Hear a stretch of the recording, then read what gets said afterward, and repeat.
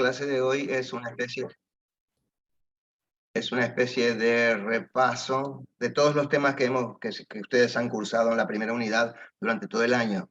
De modo que, el objetivo principal de esta clase, según me indicó el doctor Río, que es el profesor titular, es que tratemos de eliminar todas las dudas que puedan tener. Es una clase de repaso y de consultas.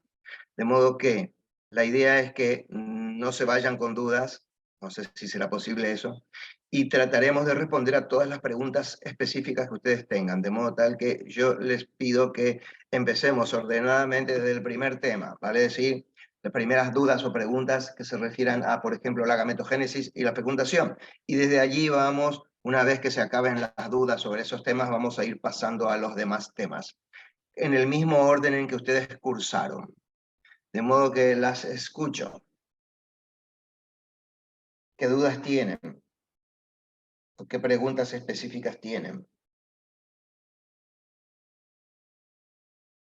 Veo que las dos tienen sus micrófonos bloqueados. Hola, profe, buen día. Yo quería saber por qué las células primitivas, o sea, sin células primitivas no se puede formar ovario. Sí, las células germinales, usted se refiere a las células germinales primitivas. Sí, Así se llaman. No se llaman células primitivas, sino células germinales primitivas. Las células germinales primitivas tienen como función esencial generar células de la estirpe germinal, vale decir, en el varón espermatozoides y en la mujer ovocitos, e ir formando toda la progenie a lo largo de todo el desarrollo. Esa es la función específica desde el punto de vista germinal. Pero además, como se desarrollan en un cierto órgano, las gónadas, ovario en la mujer y testículo en el varón, también interactivamente participan en los procesos de histogénesis de esos dos órganos. De modo que por ese motivo, si en el ovario o si en el testículo no hay células germinales primitivas, pues la estructura histológica se altera. Es por eso, porque también participan en los procesos y generan señales. Reciben señales de las células somáticas, pero ellas también elaboran señales que actúan sobre las células somáticas. ¿Se entiende? Por eso es que pasa eso que usted está preguntando. o sea, no tan solo no se genera ovario, sino tampoco se generaría testículo. No es que no se generan ovarios o testículos, es que la histogénesis no es apropiada. Se genera un ovario, pero es un ovario que no tiene una estructura normal, y se genera un testículo cuyos túbulos seminíferos tampoco son normales. Lo que pasa es que la alteración histogenética es mucho más notable en el ovario, porque el ovario tiene una gran cantidad de quistes muy grandes, de folículos muy grandes, y los folículos se relacionan, los forman las células foliculares si están en relación con un ovocito. Si no hay un ovocito, no hay folículos primordiales, y si no hay folículos primordiales, no se pueden formar ningún tipo de folículos durante el periodo de foliculogénesis. Entonces, la alteración en el ovario es mucho más marcada que en el testículo. Pero en el testículo también hay alteraciones histológicas, porque me imagino que se dará cuenta que los túbulos seminíferos, uno de cuyos componentes normales son las células germinales, toda la progenie de células germinales, si no tienen células germinales, no se diferencian en túbulos seminíferos terminalmente diferenciados. Lo que pasa es que la alteración histológica es más notable en el ovario, y por eso en general se menciona que el ovario está mal desarrollado. No es que no se forme, sino que se forma mal y es rudimentario. ¿Se entendió? Sí, muchas gracias. ¿Alguna otra duda tiene usted, Mariana? No, por ahora no. Es que no he repasado los primeros temas. Bueno, no Así que importa, vamos a ir pasando. Aileen Schumacher, ¿usted tiene alguna duda con respecto a la gametogénesis? No, es que yo tampoco estoy como que no llegué a repasar, entonces, sí. Bueno, con respecto a la fecundación, a las dos les pregunto. Con respecto a la fecundación, ¿alguna duda? Tampoco. Con respecto al periodo del desarrollo que se llama segmentación, ¿tienen alguna duda? no, yo no. Bueno, entonces pasemos a la gastrulación. ¿Alguna duda? Mm, pasemos entonces al período somítico. ¿Alguna duda sobre el período somítico? Y si no, pasemos a la quinta. Sí, la escucho. ¿Podríamos repasar lo de la formación de los esbozos, de esbozo de miembros? Sí, ¿qué quieres repasar sobre eso? No, basta que Específicamente. no entendí, o sea, lo leí, pero no me quedó claro. Pero específicamente es lo que te digo, no he visto como los temas, o sea, los vi, pero ahora no tengo preguntas específicas de cada tema. Sí, el esbozo, espera que voy a abrir una presentación PowerPoint para ver voy a Y abrir al una final presentación. quería preguntar si van a dar lo de las clases, que dijeron que iban a dar otras clases como de apoyo, o esta ya sería la última. Según según entiendo, por la indicación que me dio el profesor titular, esta es la última. Salvo que ustedes le soliciten y no sé si podrá, a lo mejor sí. Esperen un momentito que voy a buscar una presentación PowerPoint que quizás sea útil para para explicarle lo que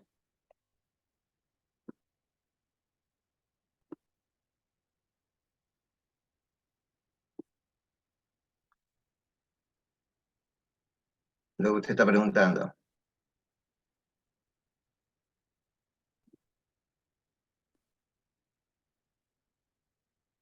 Está cargando una presentación PowerPoint muy. Me imagino que ustedes recuerdan la estructura, la anatomía del embrión de la cuarta semana. El embrión de la cuarta semana no tiene un esbozo de miembro. La presentación PowerPoint que acabo de abrir corresponde a... No sé si ustedes están viendo la pantalla que yo estoy usando. Sí, Profesor, la se, veo. Sí, sí, se- la se vemos. ve que quiere abrir el archivo, pero no sale el archivo.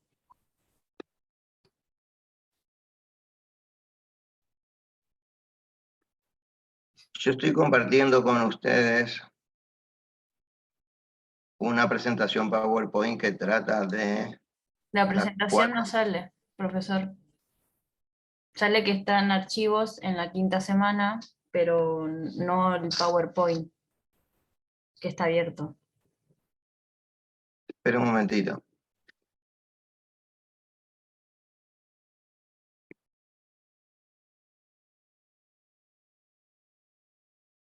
¿Ven la presentación PowerPoint? Sí, profesor. Bueno, voy a abrir otra. Esto es de un embrión de la quinta semana del desarrollo. Voy a abrir otra para describirlo a lo mejor, para ver si tiene claro lo anterior. Voy a abrir otra presentación PowerPoint y se las voy a mostrar.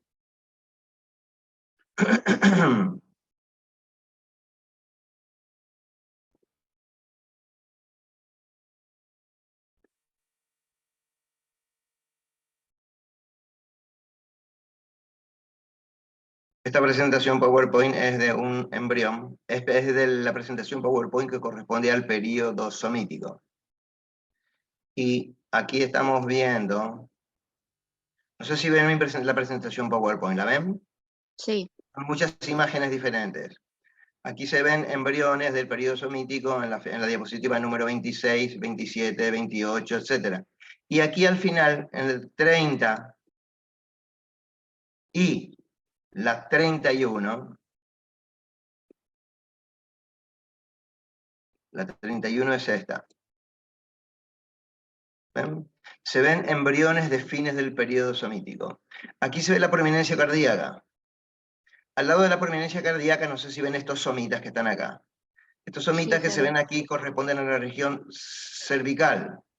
Por aquí, a la altura de estos somitas, se genera aquí una pequeña población celular mesenquimática. El mesénquima es de la hoja somática del mesodermo lateral, que está recubierto por el ectodermo, por supuesto. Eso crece hacia afuera y así se constituye el esbozo de miembro superior. Aquí abajo, cerca de la cloaca, aquí en los niveles que corresponden a la región lumbar, hay algo parecido. Se generan un poquito después también un acúmulo de células mesenquimáticas del mesodermo somático, ¿no? De la somatopleura, y así junto con el ectodermo se constituye el esbozo de los esbozos de miembros, en esta región superior y en esta región inferior. Esos esbozos están constituidos por dos poblaciones celulares.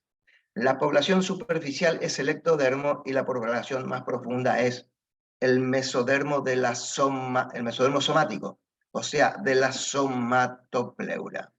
Entonces, como ven, este embrión no tiene un esbozo, no tiene esbozos de miembros. Entonces les voy a mostrar qué pasa en la quinta semana.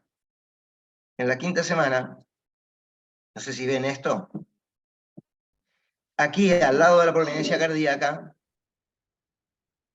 acá, al lado de la prominencia cardíaca, apareció este esbozo.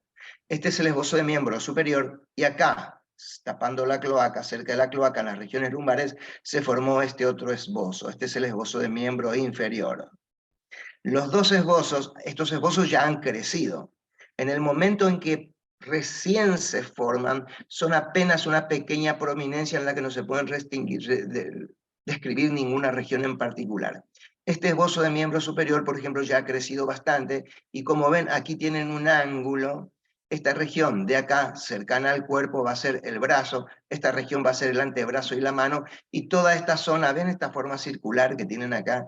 Que por su aspecto le llaman paleta. Esa es la región que va a formar manos y dedos. De modo que aquí, este esbozo, ya se están determinando y diferenciando las estructuras internas que van a formar el esbozo del miembro. Por las estructuras internas del miembro me refiero a los huesos que van a formar la articulación escápulo-humeral, el húmero, la articulación del codo, los huesos del antebrazo, carpo, todo. Todo eso, más los músculos, más las vainas aponeuróticas, etcétera. Todo eso se forma, son las estructuras internas del esbozo de miembro. El esbozo de miembro, de las dos poblaciones que mencioné, la población ectodérmica forma solamente el epitelio que recubre superficialmente a todo el miembro. Por debajo de eso hay un tejido, ese tejido se llama epidermis. Por debajo de ese tejido hay un tejido que se llama, un tejido conectivo, que se llama dermis. Y por debajo de eso todas las otras estructuras que estoy mencionando. Esto quiere decir que en el esbozo del miembro tienen que ir diferenciándose gradualmente todas las estructuras que lo constituyen. Y entonces el problema con respecto a la organización del esbozo de miembro es este. La mano, fíjese usted, tiene una disposición particular, tiene un conjunto de elementos que están organizados de un modo particular, y esta mano, fíjese, es la imagen especular de esta otra. Una del lado derecho, otra del lado izquierdo. De modo que para esta mano es posible diferenciar tres ejes. Para el esbozo de miembro superior o inferior es necesario, para su correcta descripción, es necesario definir tres ejes. Uno de los ejes es el que va desde el hombro hasta la punta de los dedos. Como eso va de la región medial a la región lateral, algunos le llaman eje medio lateral y algunos otros le llaman próximo distal. Si yo dibujo en este esbozo de miembro ese eje, que por supuesto va a ser cortito, ese eje va a estar representado por, si esta región que voy a señalar, si esta región que voy a señalar acá, va a ser el hombro, entonces ese eje implica lo siguiente, implica que hay una polaridad que se extiende desde el hombro hasta el codo. Espera que voy a usar una flecha. Una polaridad que va desde el hombro hasta el codo. Y se continúa con la polaridad que va desde el codo hasta la muñeca, y desde la muñeca hasta la punta de los dedos. Ese eje se llama próximo distal. ¿Se entendió hasta acá? Sí, profe. Ese eje, si yo uso mi mano exclusivamente, ese eje iría desde aquí hasta la punta de los dedos. ¿Lo entendió? Sí. Ese es el eje próximo distal. Ahora fíjese usted, hay otro eje que puedo señalar. El otro eje que puedo señalar es este, que va desde el pulgar hasta el meñique. O al revés, así lo digo, desde el meñique hasta el pulgar. Ese Este es sería otro el eje, ¿no? Va de aquí hasta allá. Si ese eje lo represento acá con una flecha azul, ese eje estaría así, desde el meñique hasta el pulgar. Piense que este esbozo de miembro es el izquierdo, por lo cual es esta mano es la que se va a formar allí. Y ese eje va desde el meñique hasta el pulgar. ¿Se entendió esto? Sí. Sí. Bien. Por otro lado, yo eso no lo voy a poder dibujar aquí, pero hay un tercer eje que va, no sé si se da cuenta que este miembro, tal como lo estamos viendo es esta superficie del miembro, ¿ven? La superficie que si continuamos termina en la espalda. Sí, sí. Esa es la superficie dorsal. Y esta otra superficie del miembro, si lo continuamos, terminamos aquí en el pecho. Esa es la superficie ventral del miembro. De modo que hay este miembro, que estamos viendo ahí, el izquierdo, tiene otro eje más que va desde el dorso, desde esta superficie, hasta esta superficie.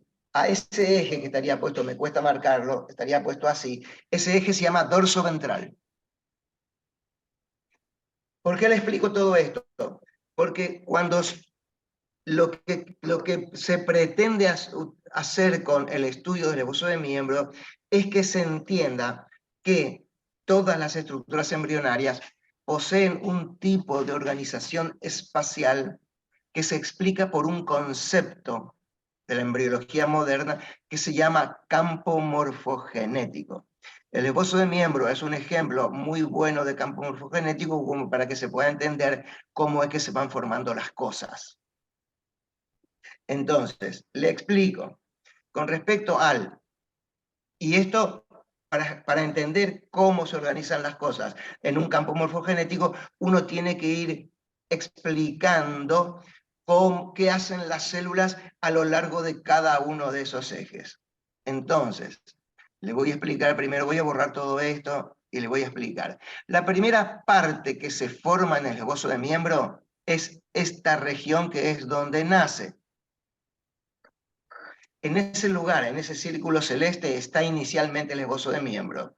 Esa pequeña región celeste, con su ectodermo y el mesénquima que está por debajo, van a formar todas las estructuras. ¿Todas las estructuras se forman al mismo tiempo? No, no se forman al mismo tiempo. Se forman desde la región proximal hacia la región distal. Entonces, primero, aquí, en esta región, se determina, en la región celeste, en esta región se determina la región que va a formar el hombro. Pasa un tiempo y a continuación voy a dibujar otro círculo. En esta región se determina el brazo. Pasa un tiempo y a continuación, en esta región, el antebrazo, luego la muñeca y luego finalmente la región de la mano. Eso es un tipo, lo que estoy diciendo es que el proceso de determinación de todas las estructuras internas de cada una de estas regiones se van determinando en función del tiempo. Los procesos de determinación a lo largo del eje próximo distal se diferencian desde la región proximal. Voy a hacer un dibujito acá, una línea. Primero se diferencia esta región, luego esta, luego esta, luego esta. ¿Ven? Progresa desde la región proximal hacia la región distal. Ese proceso se llama determinación progresiva a lo largo del eje próximo distal y que depende del tiempo en que las células están en el esbozo. Las células que se forman tempranamente en el esbozo van a formar la región proximal. La que se forma un poco más tarde, la región del brazo. Un poco más tarde, del antebrazo y así sucesivamente. Y siempre ocurre en ese orden. ¿Se entendió hasta acá? Sí, Bueno, ahora le voy a explicar cómo ocurren las cosas a lo largo del otro eje. El otro eje es este, el que va del dedo meñique al dedo pulgar. ¿Está bien? sí, profe. Ese eje, si usted lo compara con el eje del embrión, fíjense, el eje cefalocaudal del embrión es este.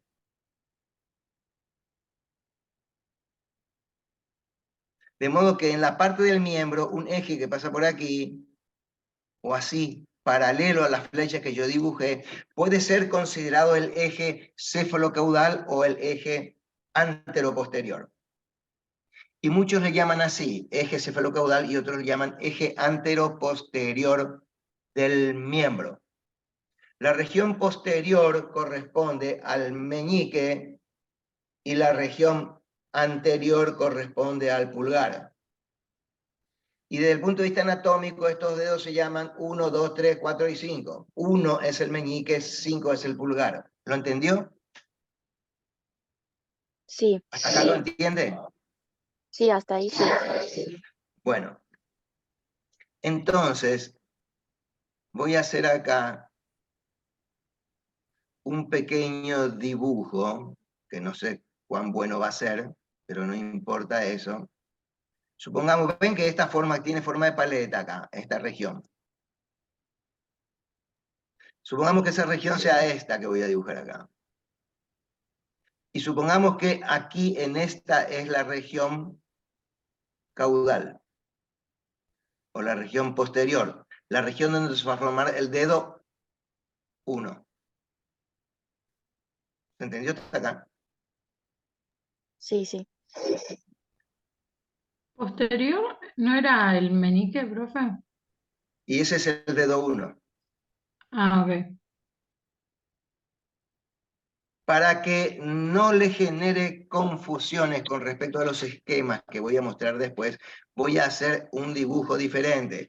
Voy a dibujar este, lo que correspondería a esta mano. Entonces voy a dibujar de nuevo el esbozo hasta acá, y esta es la región del meñique, la región posterior, acá. Lo que ocurre acá es esto. Los fenómenos de determinación a lo largo del eje anteroposterior ocurren así. Ocurre que en este punto, en esta región, hay una población de células que se llama polarizante o población celular organizadora o zona de actividad polarizante que genera, sintetiza y libera una sustancia. La sustancia se llama genéricamente morfógeno. El término morfógeno sirve para explicar lo que acontece en todos los campos embrionarios, no solamente en el esbozo de miembro.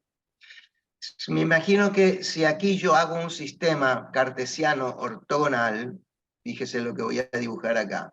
Voy a dibujar esta línea. Esto es un vector que va desde la zona de actividad polarizante, la voy a dibujar aquí como un círculo rojo. La zona de actividad polarizante es esta. Esa zona de actividad polarizante genera una sustancia y la secreta, de modo que esa sustancia va a estar en mayor concentración en la zona en donde se encuentra la zona de actividad polarizante. De modo que si sobre este eje, otro eje que voy a dibujar acá, sobre este eje, represento la concentración del morfógeno, el morfógeno se distribuye como voy a representar con este color verde. Este color verde representa la concentración de morfógeno en función del espacio, va disminuyendo.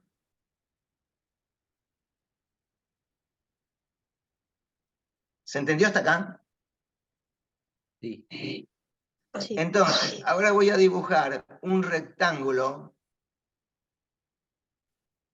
de color, de color azul. Un rectángulo de color azul. A lo largo de este rectángulo de color azul están todas las células que son influidas por el morfógeno verde. El morfógeno, la línea verde es el morfógeno. Entonces ahora voy a marcar esto. En esta zona, voy a usar el color rojo ahora. En esta zona, fíjese usted, en esta zona la concentración de morfógeno es muy alta. Supongamos que en esa zona es 5. En esta zona la concentración de morfógeno es muy baja. ¿Está bien? ¿Me sigue? Sí. Supongamos que aquí la concentración baja un poco, aquí va bajando, y aquí va bajando. Entonces, si las células que están a lo largo de este recuadro azul que dibujé aquí abajo, desarrollan de modo diferente dependiendo de la concentración de morfógeno, entonces en esta región van a formar una estructura, en esta otra estructura, en esta otra, y así sucesivamente. ¿Lo entendió esto? Sí.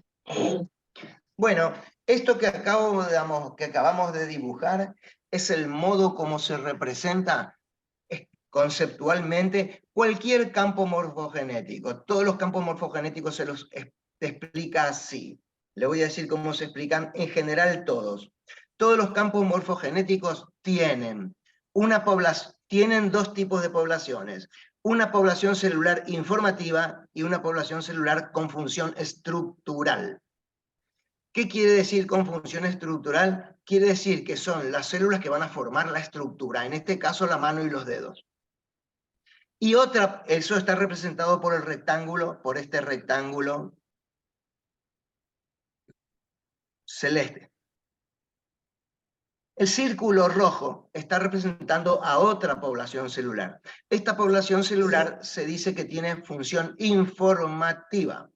Es la población celular organizadora que se llama, en el caso del esbozo de miembro, se llama zona de actividad polarizante. ¿Lo entendió hasta acá? Sí, hasta ahí bien. Bueno, entonces, un campo morfogenético tiene dos tipos de elementos celulares, una población estructural y una población celular informativa.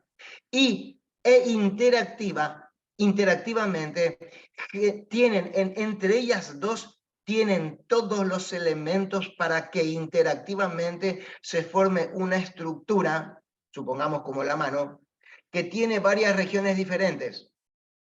Y lo que garantiza el campo es que se formen todas las estructuras, o sea, que no solamente que sea complejo y heterogéneo, sino que esté completo. Y además que esté completo, fíjense que los dedos tienen unos tamaños en particular unos respecto de los otros. A eso se llama armonía. Estos dedos serían normales si todos ellos tienen un tamaño relativo apropiado a los demás. Y por otro lado, fíjense, estos dedos tienen un orden determinado. Aquí está el meñique, el anular, el medio, el índice y el pulgar. Si tuviéramos todos los dedos, pero supongamos que estén así, este es el meñique, este es el pulgar, este es el índice, ¿estaría completo? Sí, pero no sería normal, ¿no es cierto? Sí. Si estuviesen todos, estaría completo. Si estuviesen en la posición normal, estaría espacialmente organizado. Pero supongamos que este dedo es muy grande en relación con los otros. Entonces sería inarmónico y también es anormal. ¿Entiende lo que digo? Sí, profesor. De modo que esas interacciones que se generan dentro del campo posibilitan, uno, que se formen todas las estructuras, que sea heterogéneo primero, dos, que se formen todas las estructuras. Eso quiere decir completo.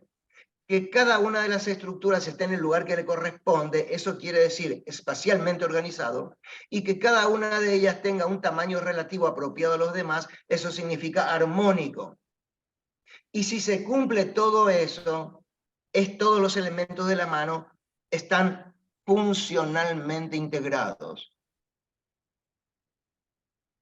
Fíjese que mencioné 5 cosas que posibilita el campo. Que la estructura sea heterogénea, completa, armónica, espacialmente organizada y funcionalmente integrada. ¿Ves? 5 cosas mencioné. Sí. Eso es gracias a lo que le voy a decir a continuación. Eso es gracias a que todas las células de esta población rectángulo, todas las células de este rectángulo, no están determinadas todavía a formar ninguna estructura, ningún dedo. De modo que la población que está aquí, que está sometida a esta concentración de morfógeno, va a formar el dedo tal. Si estas células son puestas aquí, formarán otro dedo. Si están puestas aquí, formarán el otro.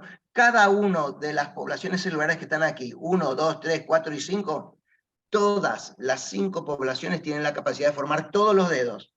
Y lo que forman dependerá de la concentración de morfógeno a la cual está sometida.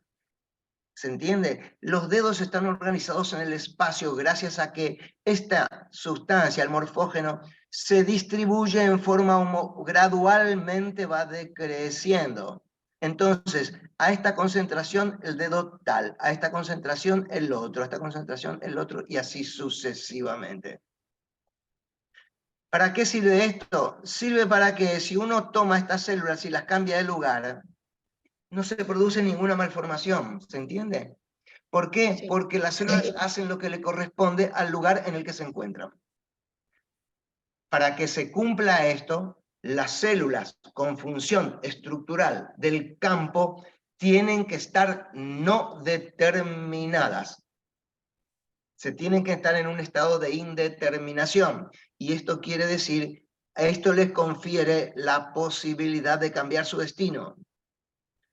O sea, tienen, esto se dice desde el punto de vista embrionario, se dice que tienen capacidad regulativa. Las células de un campo, las células de la población estructural de un campo deben poseer capacidad regulativa. Sí, y eso es porque están en un estado de indeterminación. Ese es el concepto de campo. Para eso sirve el concepto de campo y para eso se utiliza el esbozo de miembro como ejemplo de campo. ¿Lo entendió? Sí, profe, gracias. Entonces fíjese lo que pasa experimentalmente.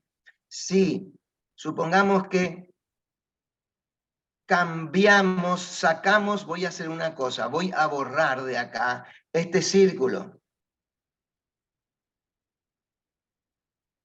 Si borré ese círculo, desaparece el morfógeno, la línea verde. Y entonces, ¿qué van a formar las células que están acá? Las células que están acá no van a formar nada porque no tienen ningún morfógeno que diga lo que tienen que hacer. Ahora, si la población celular que estaba acá, la población celular esta que estaba aquí, la cambiamos de lugar y la ponemos acá, ¿me sigue? Sí, sí. Sí. Pongo la población celular acá. ¿Cómo va a ser la curva de morfógeno? La curva de morfógeno va a ser al revés. Va a estar así. Perdón. Va a estar así, va a ser la curva de morfógeno. Va a ser alta aquí y desde aquí va a ir bajando. ¿Se entendió? Sí. Y entonces ahora las células, estas células que estaban en una concentración baja, ahora están en una concentración alta. Estas células de acá, que estaban en una concentración alta, ahora están en una concentración baja. ¿Se entiende? Sí. De modo que todos los dedos se invierten. Si en el primer ejemplo la mano que se formaba era como esta, con el 1, 2, 3, 4, 5, ¿sí? Ahora, ¿qué se va a formar? Con la misma población celular se forma esta mano. Porque fíjese, eran 1, 2, 3, 4, 5 de izquierda a derecha y ahora es 1, 2, 3, 4, 5 de derecha a izquierda. ¿Se entendió? Sí. De modo que, gracias a esta plasticidad, las células pueden formar unos conjuntos de dedos que están en esta orientación o un conjunto de dedos que está en esta otra orientación. Esa es la utilidad que tiene que los esbozos de miembros se comporten como campos, vale decir, con capacidad regulativa. Y tienen capacidad regulativa si los esbozos o los campos están constituidos por dos poblaciones celulares, una con función informativa y otra con función estructural, y la población con función estructural está indeterminada. Profe, Sí. ¿y la población informativa en este caso cuál sería? La población celular con función informativa está presente en el embrión, no está presente en nuestra mano. Ah, ok. No tiene la función, por eso se llama población informativa. La población celular informativa no tiene la función de generar ninguna parte de la mano. Su función es solo, o nada menos que, generar este perfil de gradiente del morfógeno que se ve acá, eso verde. Esa es su función. Bueno, ¿Se entendió? Sí, profesor, gracias. Metafóricamente, para que tenga claro qué significa células con función informativa, yo le voy a transformar su pregunta en otra, que es una metáfora, por supuesto, pero que es muy útil. Usted podría haberse preguntado, me imagino que sabe que cualquier edificio solamente es posible, una casa. Es posible hacer una casa si existe un plano en base al cual los albañiles, los constructores, etcétera, construyen la casa. sí, Sí, ¿Bien? ¿Se entendió hasta acá? sí, sí. sí, profe. ¿Qué pasaría si rompemos el plano? ¿Se puede construir la casa? No, Eso es lo que estaba pasando recién cuando decía, extirpo la población informativa. ¿Qué se forma? Nada. Los elementos que apropiadamente estructurados en el espacio, forman una casa. Si no están estructurados en el espacio, son solo materiales de construcción, no son una casa. ¿Está bien? claro, sí, ahí entendí. Entonces, su pregunta yo se la puedo transformar. Usted me preguntó, ¿y la población celular informativa qué forma? Le pregunto, el plano, con respecto a la casa, ¿qué parte de la casa forma el plano? Todo. O sea, ¿Eh? va a dar toda la Ninguna. casa. Ah, No, ninguna. No, la casa está construida con ladrillo, con madera, con vidrio, con metales. El plano es un pedazo de papel. ¿Qué parte de la casa está formada por el plano? no, ninguna. Ninguna. Bueno, así es. La población celular informativa no tiene función estructural, no tiene ninguna importancia desde el punto de vista de los tejidos del miembro. Solamente genera este morfógeno y en base a las concentraciones de morfógeno que se distribuyen así, en forma diferente, en función del espacio, las células van realizando diferentes cosas. Entonces, se dice esto que voy a mencionar. Voy a borrar esto. Si dibujo acá una población celular informativa cualquiera, que genera un perfil de morfógeno que es así como voy a dibujar acá. Se dice que las células que tienen función estructural, las que están contenidas dentro de este círculo, forman diferentes cosas o se determinan diferentemente dependiendo de si están sometidas a esta concentración de morfógeno. Aquí se forma la estructura A. Bajo esta concentración de morfógeno, aquí se forma la estructura B. bajo esta concentración aquí la estructura C. Entonces, si aquí está A, B y C, fíjense que A, B y C, las células de la población estructural forman A, B o C, dependiendo de la distancia respecto de la población del círculo rojo. Entonces se dice que la determinación de estas poblaciones estructurales, de estas subpoblaciones de la población estructural, depende de su distancia respecto de la zona de actividad polarizante. Vale decir, se dice esto, que las células que están a esta distancia forman A, las células que están a esta distancia forman B, las células que están a esta distancia forman C. Y esto se dice así, como estoy diciendo. Se dice que tienen una determinación dependiente de la distancia respecto de la zona de actividad polarizante. También se puede decir que forman diferentes cosas en forma dependiente de la posición que ocupan respecto de la zona de actividad polarizante. Y cuando se utiliza este término posición respecto de la zona de actividad polarizante, se dicen que estas células, las que forman A, B o C, forman esas diferentes cosas debido a que tienen diferente información posicional.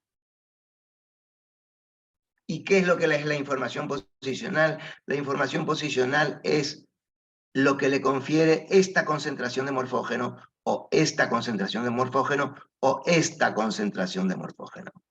¿Se lo puede describir en términos de la distancia? Sí se lo puede describir, pero en última instancia, en realidad, depende de la concentración de morfógeno a la cual las células están sometidas. ¿Se entendió? Sí, sí. Sí, Esto es lo que en la primera unidad pretenden que ustedes entiendan respecto del esbozo de miembro, como ejemplo de campo morfogenético. Hay unos videos, no sé si ustedes los han visto, unos videos que yo hice hace unos años, que están en YouTube, en un canal mío de YouTube, en el que está descrito, todo esto está explicado muy sintéticamente. Y también tiene texto que dice lo que yo les estoy diciendo. De modo que pueden ingresar si no lo entendieron, o les pueden decir a sus compañeros si quieren ver eso, pueden verlo, es gratuito, por supuesto. bueno, Bueno, ¿qué otra duda tienen con respecto a cuarta o quinta semana? ¿Alguna otra duda?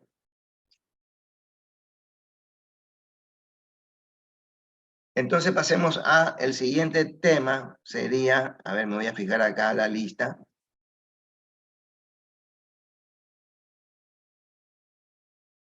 El siguiente tema sería circulatorio. ¿Qué preguntas tienen ¿Tienen dudas sobre el circulatorio?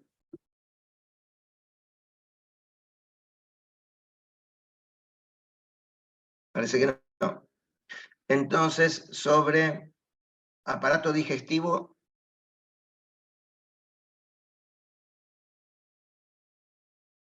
Si no tienen dudas sobre aparato digestivo, por ejemplo, sobre aparato respiratorio, ¿tienen alguna duda?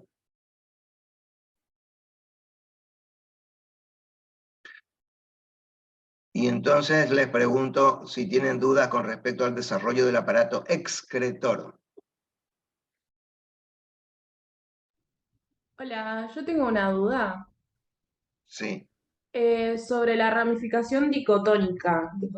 Dicotómica, con M. Sí. Cómo se provocaba o cuáles eran los inductores, digamos? Todos los procesos de ramificación que ocurren en el... Espera un momentito.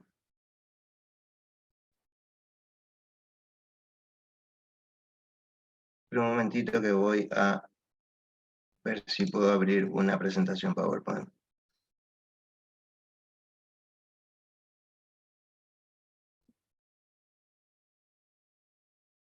Voy a detener un rato las pantallas.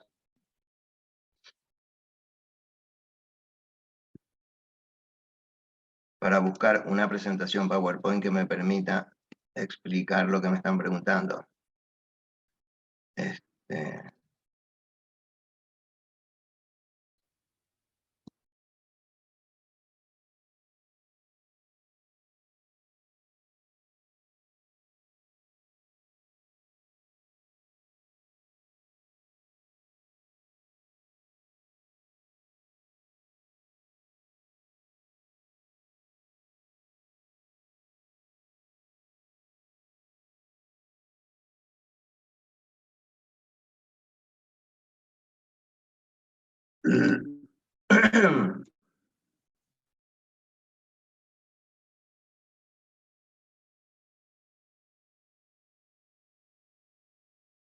¿Lo que están preguntando se relaciona con algún aparato en particular o es una pregunta genérica? Porque la pregunta puede ser, la respuesta puede estar restringida específicamente a lo que se llama ramificación dicotómica o a cualquier tipo de ramificación. Los procesos moleculares son similares, pero quería saber eso para ver si necesito, para que usted lo entienda, unas imágenes en particular. Las De imágenes más la... simples podrían ser, por ejemplo, a ver esta. Le voy a mostrar esta diapositiva. No sé si ustedes están viendo mi pantalla. Sí, Sí, se profesor. ve. Bueno, fíjense, esto está, lo que se está representando acá, de A hasta D, es lo que ocurre dentro de este esbozo que se ve aquí abajo. ¿Ven? Es el esbozo del riñón definitivo. O metanéfros, acá, ¿lo ven? Supongo que verán que dentro ese esbozo queda constituido, porque este es el conducto mesonéfrico, del conducto mesonéfrico nace este brote ureteral. Este brote ureteral se introduce dentro del metanéfros y recluta este grupo de células negras que se ve aquí, ¿ven? Que como un capuchón. Eso se llama blastema metanefrogénico. Eso es un tubito, nada más. Pero ese tubito, como consecuencia, si ese tubito se lo aísla del mesodermo, puede crecer en longitud. Pero si está en ese mesodermo en particular, pasa lo siguiente, lo que les estaba mostrando aquí. En ese mesodermo en particular, esta estructura, fíjense que está formada otra vez por dos poblaciones celulares. Una de ellas, esta población celular, es el epitelio del brote ureteral. Y esta otra, el blastema metanefrogénico, es una población mesenquimática. Vale decir, se trata de interacciones epitelio-mesenquimáticas. ¿Está bien hasta acá? Entonces, ¿cómo se comporta esta población? Se comporta así. De este lado y de este lado, los procesos de proliferación son mayores que los procesos de proliferación que ocurren en esta zona medial. Entonces, se alarga en esta dirección, se alarga en esta dirección, y en la zona media, fíjense, no crece. Como consecuencia de eso, fíjense, se forma una estructura que parece una Y. Esta zona no creció, esta zona sí, esta zona sí, y en consecuencia esto se bifurcó. ¿Se entendió hasta acá? Sí. Esto, y ahora fíjense, vamos a mirar qué pasa con, voy a borrar esto, esto que describí desde A hasta C, ¿qué pasa si ahora analizamos este en particular? A este en particular le pasa lo mismo, acá se ve, ¿ven? Era un tubito único, ahora se dividió en dos. ¿Por qué? Porque las poblaciones celulares de este mesénquima se comportan diferentemente en esta región versus en las regiones laterales. En las regiones laterales se estimula la proliferación, la desestabilización de la membrana basal, y en la región central Al contrario, se estabiliza la membrana basal, disminuye la actividad proliferativa y entonces las células en los costados proliferan y siguen creciendo como dos tubos. ¿Se entiende hasta acá? Por ejemplo, si nos concentramos en este pedacito que voy a señalar, esta región que voy a señalar acá. En esa región que estoy señalando, ocurrió lo mismo que en un estado anterior ocurrió en estas dos regiones que estoy encerrando en el círculo. ¿Ven? Voy a señalar con una flecha azul. En esta región, la membrana basal, perdón. En esta región, la membrana basal se está estabilizando y la proliferación celular está disminuyendo, y en estas regiones laterales el epitelio se desestabiliza, la membrana basal se digiere y las células proliferan mucho y entonces crecen dos brotes adicionales hacia los costados. ¿Se entiende esto hasta acá? Lo que estoy tratando de que entiendan es que esto es el resultado de cómo en cada región están produciéndose diferentes tipos de interacciones epitelio-mesenquimáticas. Voy a mostrarles otro dibujo, otro esquema.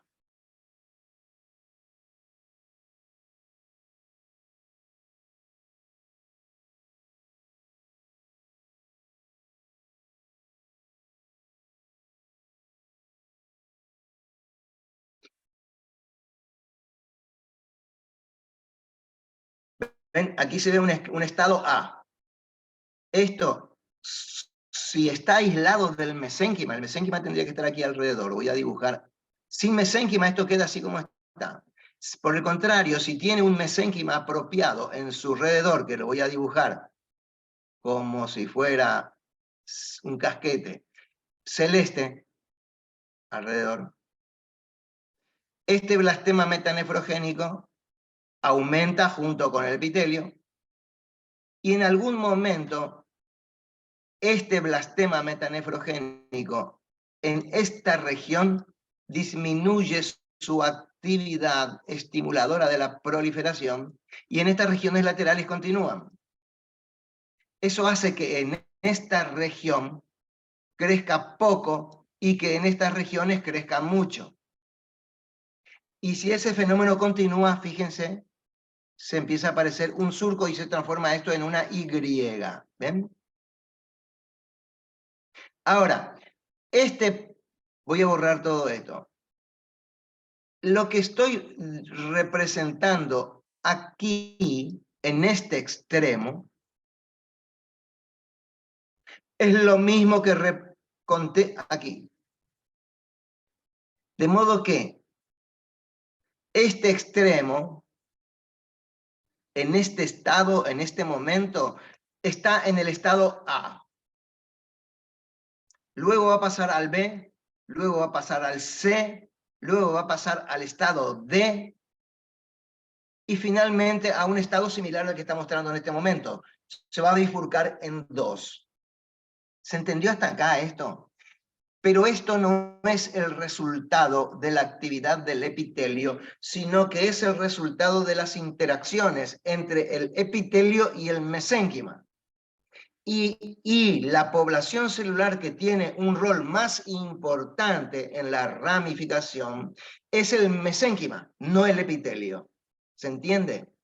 Digo esto porque uno podría suponer que esta estructura A pase a C, a D y luego a E, debido al modo como naturalmente crece el epitelio, independientemente del mesénquima. Se entiende como si un arbolito, supongamos uno planta un eucaliptus y el eucaliptus tiene una forma. Planta un ombú, el ombú tiene otra forma. ¿De qué depende? ¿Depende del aire que lo rodea? No, la información está en los brotes mismos. En este caso, estos brotes crecen rodeados de un mesénquima. Y entonces la pregunta es, ¿estos brotes crecen independientemente del mesénquima como un árbol? Y no, La idea no es esa, la idea es que en realidad el mesénquima se va excavando y en las concavidades que genera el mesénquima va creciendo el epitelio. ¿Se entendió hasta acá? Sí, sí, se reentendió. ¿Cómo se demuestra esto? Se demuestra así, como voy a mostrarles a continuación. Fíjense, les voy a mostrar una foto. Este es el extremo de crecimiento de un brote ureteral, en donde el brote venía por acá. ¿No? Aquí estaba creciendo de aquí para acá. Llegó en este momento y aquí se estaba bifurcando en dos. Fíjense que la concentración de mesénquima,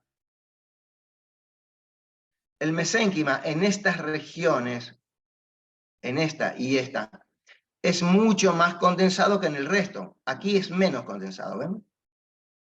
De modo que este mesénquima y este mesénquima ahora hacen que esto se bifurque en dos. ¿Qué pasa si cambiamos este mesénquima por otro tipo de mesénquima?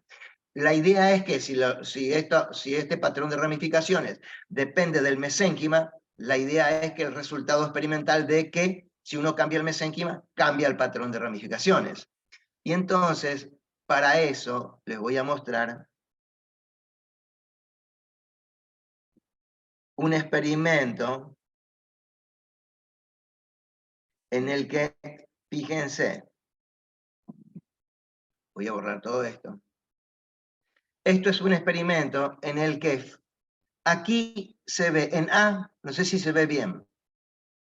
En A, esta población blanca está representando al mesénquima que rodea al esbozo respiratorio.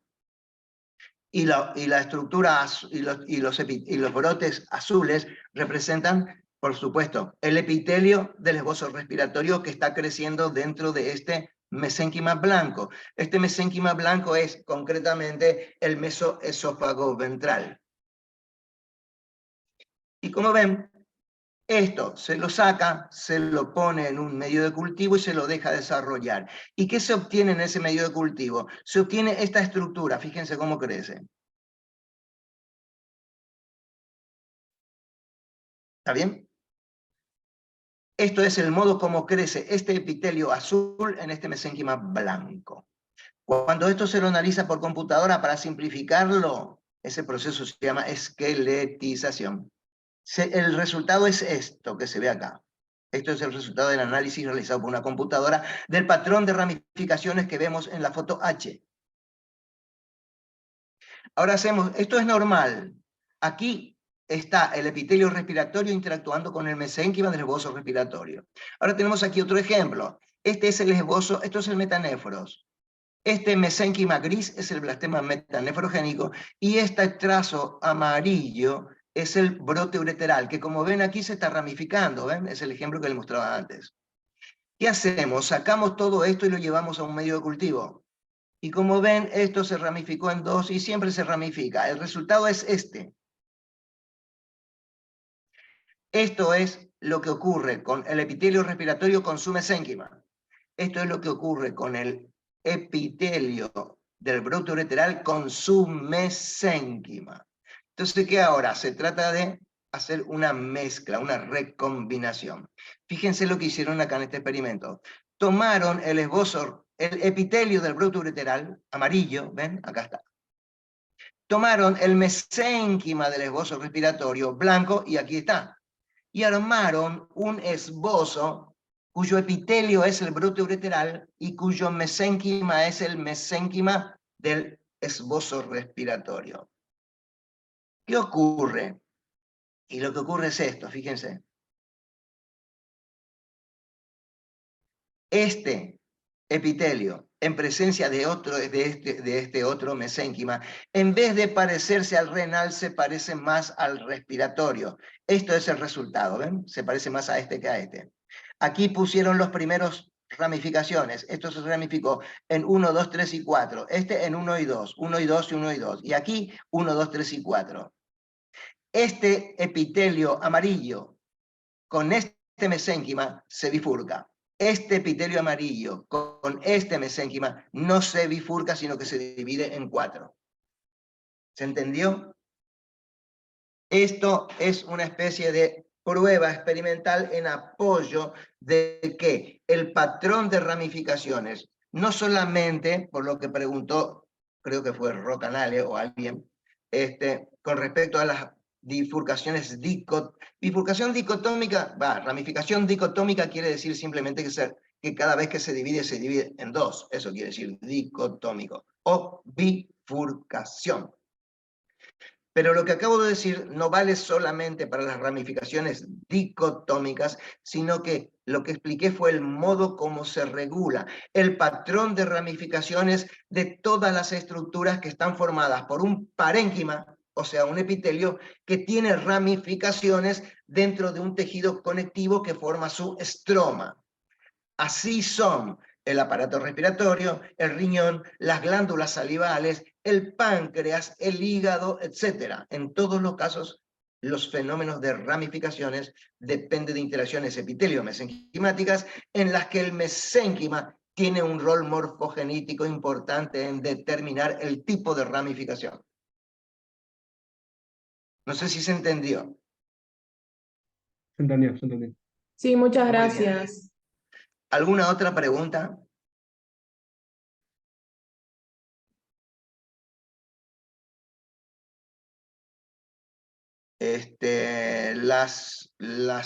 Los temas que siguen son... les pregunté, llegué hasta el aparato digestivo, aparato respiratorio y el aparato excretor. ¿Tienen alguna duda con respecto al desarrollo del aparato reproductor? ¿Les quedó alguna duda? ¿Tienen alguna pregunta? ¿Algo que consultar? ¿Alguna pregunta específica?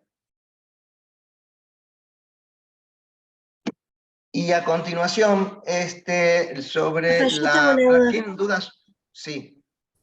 Acerca de las células germinales y cómo llegan a la gónada, más que nada. ¿Usted está preguntando cómo las células germinales llegan a las gónadas? Sí, Eso. Ajá. Me imagino que ustedes, por la pregunta que me está haciendo, supongo que sabe que las células germinales se forman en el disco embrionario muy tempranamente y que en el epiblasto, y que una vez que se inicia la gastrulación salen del epiblasto junto con las células del territorio presuntivo, de los territorios presuntivos que van a formar el saco vitelino definitivo, y entonces las células germinales primitivas pasan del disco embrionario del epiblasto, pasan al saco vitelino definitivo, más específicamente a la región en donde nace el alantoides. ¿No? ¿Es así? Eso lo sabían. sí. Y que después, durante el plegamiento,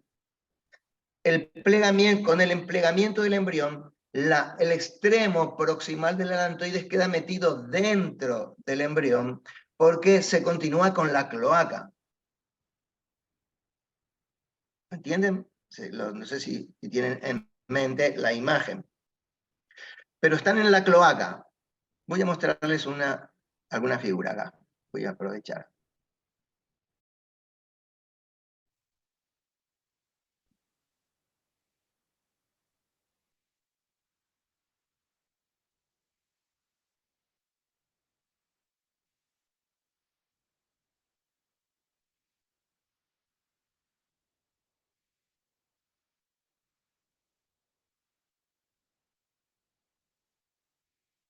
De lo que estoy hablando es de esto. No sé si ustedes voy a compartir esta pantalla.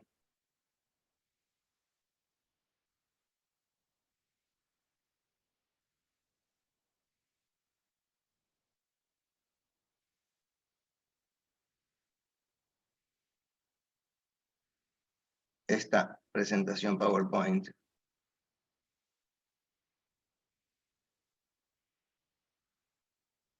¿La ven? Sí, profesor. Esta presentación PowerPoint es un estado relativamente temprano del desarrollo embrionario. Esto que se ve aquí es el embrión, este es el pedículo de fijación, esto es el saco amniótico, dorsalmente con respecto al embrión, y aquí se ve el saco vitelino. Y como ven, desde el saco vitelino nace esta estructura, que es el alantoides. La región en donde se ubican las células germinales primitivas es en la región del nacimiento de la alantoides, en esta zona. Y el esbozo de gonada, como ven, se forma más adelante. Este es un embrión relativamente joven, todavía no tiene un esbozo de gonada. Más adelante, durante la cuarta, quinta semana, va a desarrollarse el esbozo de gonada. De modo tal que mientras no haya un esbozo de gónada dentro del embrión, estas células que están acá no están sometidas a ninguna influencia directiva. Esas células tienen capacidad de moverse, pero no están sometidas a ninguna influencia directiva, de modo tal que se mueven, pero no se van a ningún lado. Cuando se forma un esbozo de gónada y, supongamos, en esta región empieza la secreción de alguna sustancia que estimula la proliferación, y si esa sustancia se distribuye con la máxima concentración aquí y desde aquí va disminuyendo, entonces eso generaría una adhesividad celular diferencial que es mínima en esta región y que es máxima en esta región. Voy a borrar eso. Esto implicaría que estas células tenderían a dirigirse preferencialmente hacia el esbozo de gónada. Este fenómeno se llama aptotaxis y es el proceso por medio del cual, es el concepto, quiero decir, ¿no? Es el concepto que se utiliza para explicar todos los comportamientos celulares que se llaman así. Se llaman migración celular colectiva dirigida. ¿Por qué migración celular? Bueno, porque las células van dejando el lugar en el que se encuentran y van ocupando otras posiciones por un tipo de movimiento que se llama ameboideo. Que sea ameboideo significa que extienden pseudopodios, que los pseudopodios se fijan en ciertos elementos respecto a los cuales tienen alta afinidad. Y a continuación, las células se contraen y se sueltan de las zonas de menor adhesividad y se dirigen hacia las zonas de mayor adhesividad. Eso hace que gradualmente, paso a paso digo porque las células tienen 10 micrómetros y la distancia es de un milímetro más o menos. Es mucha la distancia. Paso a paso las células van dirigiéndose desde zonas respecto de las cuales tienen baja adhesividad hacia zonas respecto de las cuales tienen alta adhesividad. Ese movimiento, que se llama direccionado, se describe por medio del concepto de apoptosis. Perdón, de aptotaxis. Y el concepto de aptotaxis implica dos conceptos subordinados. La célula, voy a hacer un dibujo. Una célula, para que las células se muevan, por un lado tienen que tener capacidad de moverse. Capacidad de moverse significa que tienen que tener capacidad de emitir pseudopodios, adherirse a algo y a continuación contraerse y soltarse de la zona. Entonces, una célula cualquiera puesta en este lugar que voy a señalar aquí con un círculo, si tiene capacidad de moverse, puede ser que se mueva aleatoriamente en esta dirección, después en esta, después en esta, después en esta.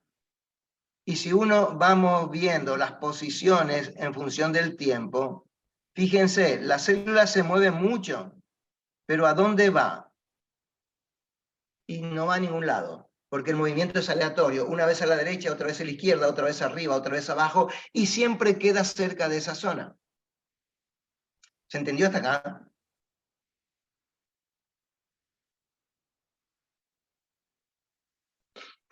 Y ahora, bueno, no me contesta nadie nada, de modo que yo voy a hacer de cuenta de como si lo hubieran entendido.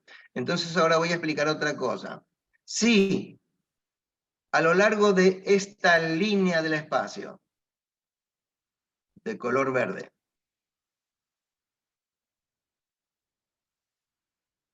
hay una distribución asimétrica de alguna sustancia. La sustancia la voy a dibujar de color naranja.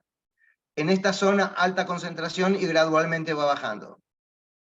Si esta línea amarilla representa la adhesividad de las células respecto del sustrato, entonces la célula, voy a borrar lo que hice antes, la célula voy a borrar lo que dijo esto rojo que voy a borrar se llama movimiento browniano estándar, ahí lo borré. Entonces, si las células sienten el efecto de este agente, que se llama agente aptotáctico, tiene el parecido a un morfógeno, ¿no? Tiene que tener una concentración diferencial en función del tiempo. Entonces, las células se mueven, en vez de moverse con el movimiento browniano, se mueven así. Para aquí, para aquí, para aquí, para acá.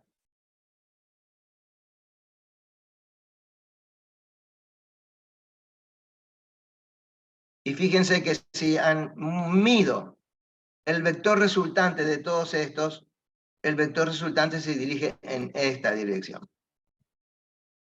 De modo que la existencia de este gradiente de adhesividad es lo que direcciona a las células hacia cierto lugar. En este caso, el ejemplo que estamos viendo en esta diapositiva, direcciona a las células desde este lugar, el alantoide del saco vitelino, hasta el esbozo de gónada. De modo que el concepto de aptotaxis implica dos conceptos subordinados que se refieren a las fuerzas que producen ese fenómeno. Un conjunto de fuerzas depende de las células. Ese conjunto de fuerzas son las fuerzas que la célula puede generar intracitoplasmáticamente en su citoesqueleto. La posibilidad de emitir pseudopodios y la de contraerse. Por un lado, ¿eso permite que las células se muevan? Sí. ¿Permiten que las células se muevan en alguna dirección en particular? No. Y entonces viene el otro componente. Lo que direcciona el desplazamiento no es la fuerza de la célula, sino la intensidad de la fuerza de adhesión entre la célula y el sustrato. Y eso que hay en el sustrato es el agente aptotáctico o quimiotáctico. ¿Se entendió? Daniel, Daniel. No sé si esto es lo que preguntaban o preguntaban alguna otra cosa. Sí, eso y más que nada porque uno de los ayudantes nos había dicho que estando en la gónada, si las células germinales no eran cubiertas por el propio epitelio, el cuerpo después las atacaba. No, esto no es exactamente así. Lo que pudo haber querido decir es que las células germinales son células que muy tempranamente se forman a partir de la célula huevo y tienen los procesos de proliferación que explican el desarrollo embrionario. En general, los procesos de proliferación se cumplen de acuerdo a ese proceso que se llama ciclo celular, en el que la cariocinesis se produce por mitosis, la división del núcleo se produce por mitosis. Los procesos de mitosis consisten en una duplicación de la información genética. De modo que cuando una información genética es copiada, la copia es igual a la primera. ¿Se entiende hasta acá? Sí, De modo que, si uno considera todas las células somáticas de un individuo cualquiera, se puede considerar, no es exactamente así, pero no importa, se puede considerar que básicamente la información genética de todas las células de un individuo tienen una información genética muy similar entre sí y muy similar a la célula huevo que les dio origen. ¿Se entiende hasta acá? sí. De eso depende que las células de nuestro sistema inmunitario reconozcan como propias a todas las células nuestras que derivan de nuestra célula huevo, porque tienen similar información genética y en consecuencia tienen genes similares y en consecuencia codifican ARN mensajeros similares y codifican proteínas similares. Y en eso se basa la identidad de cada célula. ¿Se entiende hasta acá? Sí. Bueno, las células germinales primitivas hacen esto mismo durante todo el periodo de tiempo de la gametogénesis, en que ellas se comportan como células germinales primitivas. Son células diploides similares, desde el punto de vista de la información genética, a las células somáticas. Pasan por el periodo de células germinales, llegan al periodo de gonias y luego pasan al periodo de cito. ovocito 1 o espermatocito 1. ¿Está bien hasta acá? Sí. En ese momento, las células germinales le generan un compartimiento de células somáticas en el que están aisladas de todas las otras células. En el momento en que el cito 1 va a ingresar a realizar la meiosis, cuando se realiza la meiosis, como la meiosis implica un entrecruzamiento de la información genética, después de la meiosis, las células germinales ya no poseen la misma información genética de las que tenían las células, ya no tienen la misma información genética de la célula huevo o de las blastómeras o de todas las células somáticas, porque mezclaron los genes de los 4 abuelos. ¿Se entiende? Más o menos, pero sí. ¿Qué es lo que no entendió? ¿Por qué de los abuelos? Y porque el padre, si estamos hablando de un feto, ¿no? El padre aportó un conjunto cromosómico. La madre aportó otro conjunto cromosómico. ¿Está bien? Sí.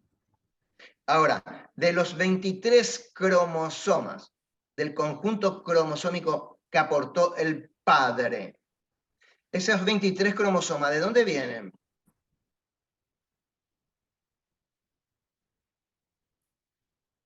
De los padres del padre. Ok. ¿Se entendió o no? Más o menos.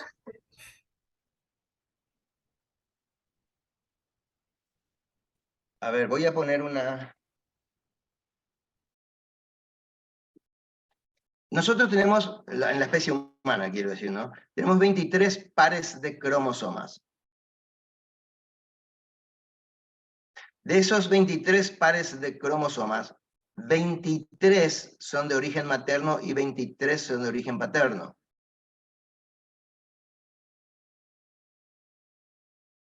¿Eso lo entiende? Sí, hasta ahí sí. Bueno, si una célula de huevo recibe 23 cromosomas por el espermatozoide, o sea, del varón, esos 23 cromosomas que vienen por vía del varón, ¿el varón cómo los obtuvo? De sus padres. De sus padres. Sí, O sea, sus padres van a ser los abuelos paternos del nuevo individuo. Son dos. sí, Y el otro conjunto cromosómico de la célula huevo viene por el ovocito, viene de la mamá. sí. ¿Y la mamá cómo los obtuvo? De sus dos padres. De sus padres. Entonces, esos cromosomas que recibe a través de la mamá de sus padres son cromosomas que el papá y la mamá los mezclaron.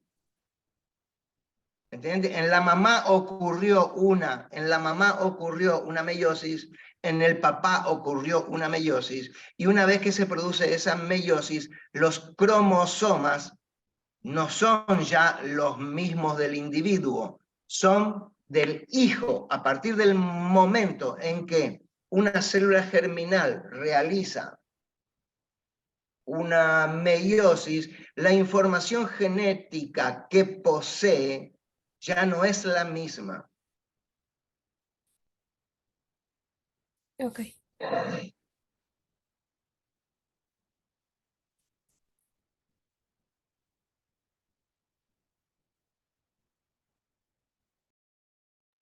Voy a hacer algo acá.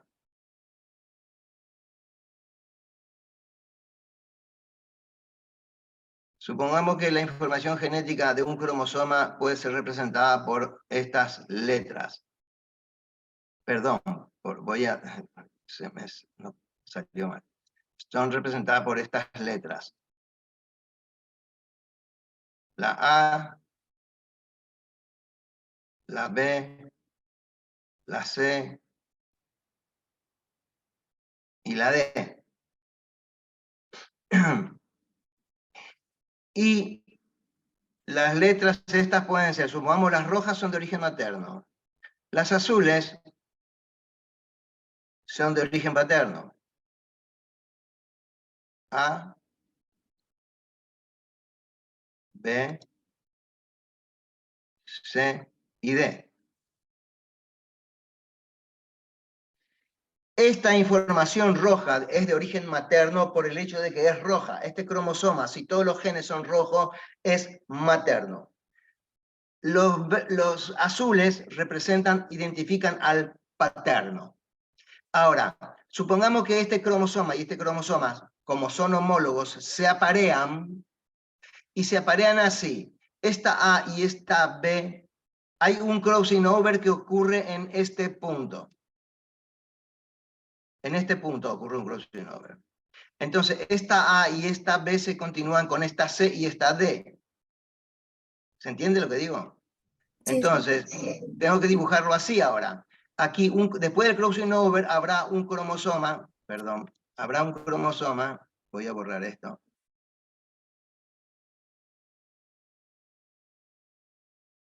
Después del crossing over, habrá un cromosoma que tendrá esta información. A,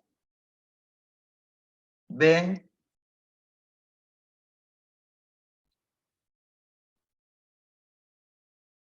si esta A y esta B se continúan con C y D, tendrá acá C y D.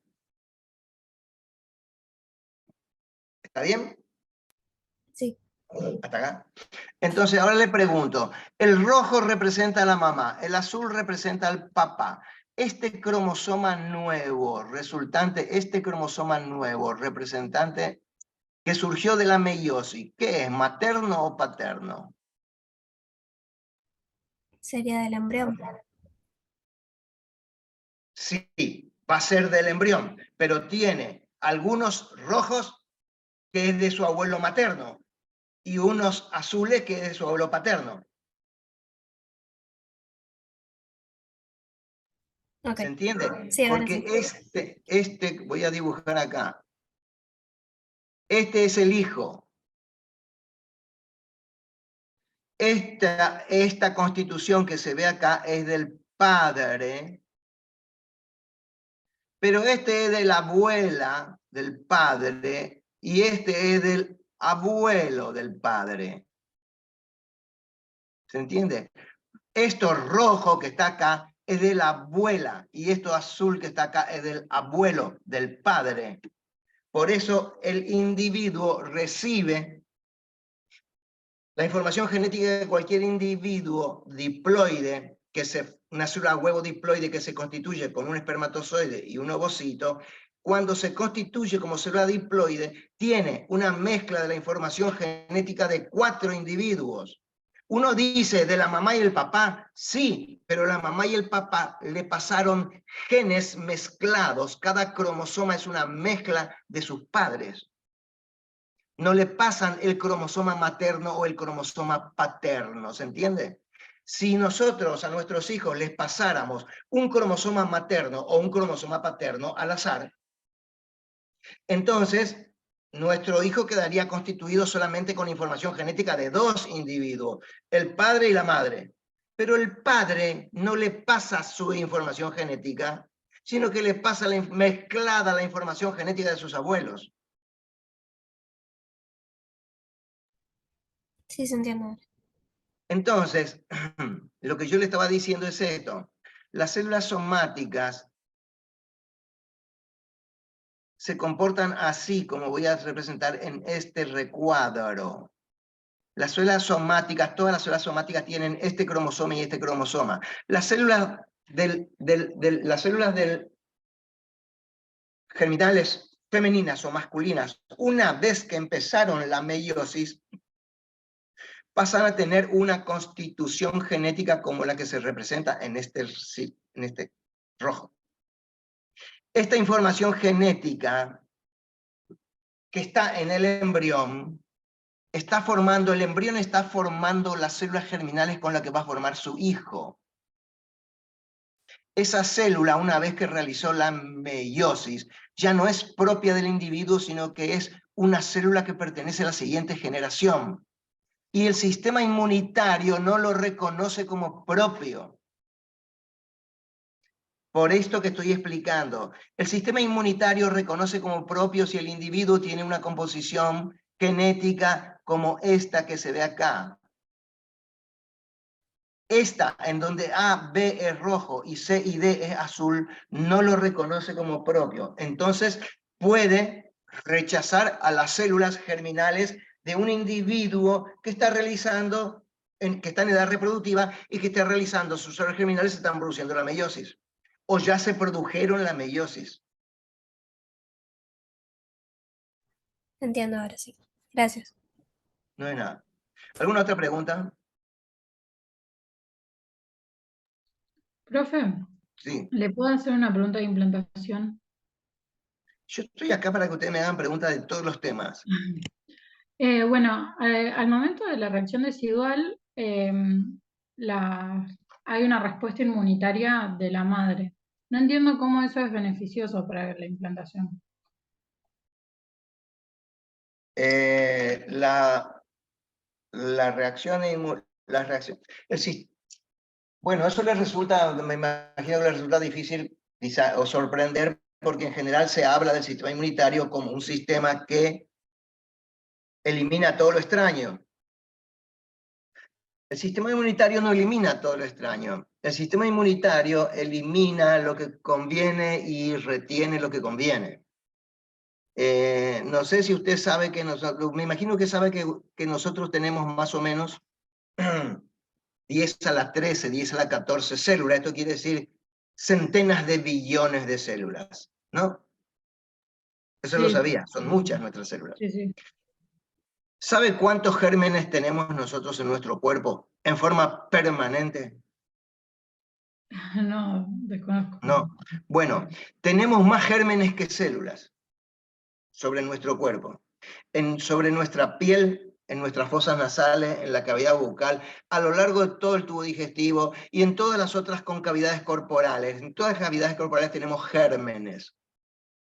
Esos gérmenes están en una cantidad tal que supera el número de células que tenemos nosotros.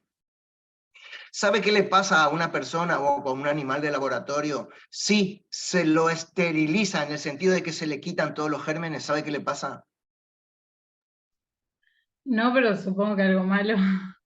Sí, se enferma gravemente. ¿Y sabe cómo se cura? Y si se le vuelve a poner todo los Sí, gérmenes. si se le hace dentro del tubo digestivo un trasplante nada menos que de materia fecal de un animal salvaje, silvestre, y se cura. ¿Por qué es eso? Porque nosotros admitimos en nuestra estructura una cantidad importantísima de gérmenes y el sistema inmunitario se encarga de eliminar algunos pero retener a otros. De modo que hay dos formas de reacción del sistema inmunitario. Una forma del sistema inmunitario, este comportamiento que estoy diciendo, de aceptación de cosas diversas, depende de un tipo particular. Esto lo van a estudiar ustedes cuando estudien más adelante en la carrera, cómo funciona el sistema inmunitario. Hay unos linfocitos en particular que se llaman T, linfocitos T regulatorios, que modifican la reacción inmunitaria desde un tipo de reacción que es de rechazo a otro que es de tolerancia. ¿Se entiende? Y la reacción de tolerancia, cuanto más intensa es, mejor es la tolerancia. Entonces, el sistema inmunitario, cuando se produce la implantación actúa el embrión, digo, no la implantación. El embrión actúa de dos formas sobre el sistema inmunitario.